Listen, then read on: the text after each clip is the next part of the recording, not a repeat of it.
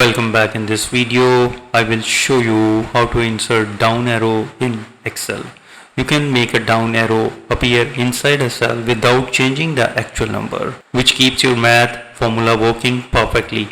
So for this you need to select your data range and click on the home, and in the font group click on this small arrow and click on the number tab and click on the customs, and in the type remove the general and type this formula and click OK to apply. And here you can see that the positive numbers will show up a blue up arrow and negative numbers will show a red down arrow automatically. So if you want to use the alt code to drop a basic arrow directly into a cell, for this you need to select the cell, and so select the cell and double click or make F2 and hold down the alt key and press 2-5 on the numeric set keypad and release the alt key.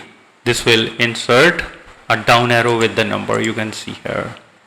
If you need an arrow that you can move around freely, not locked inside the cell, so for this you need to click on the insert and click on the illustration and click on the shapes and click on this block arrows, and here is the down arrow. You just need to select it.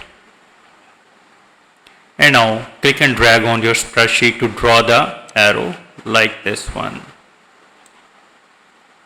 So you can change its color. So for this you need to select the arrow and click on the shape format, and here is the shape fill. You need to change the color to the red. Here it is. So moreover, there is another best method for dashboard where you want the arrow to appear automatically if a number goes down. For this you need to highlight your data and then go to the home and click on the conditional formatting and then click on the icon sets, and here you need to select the 3 arrows icon set. Now just click on that, and here you will see that Excel will now automatically show a green up arrow for the high numbers and the red number arrow for the low numbers. Moreover, there is another best way. If you want an arrow to appear based on a formula, you can use the code for a down arrow directly in a cell. For this you need to put the equal sign and type unichar, open the bracket and hit 8595 and close the bracket and hit enter.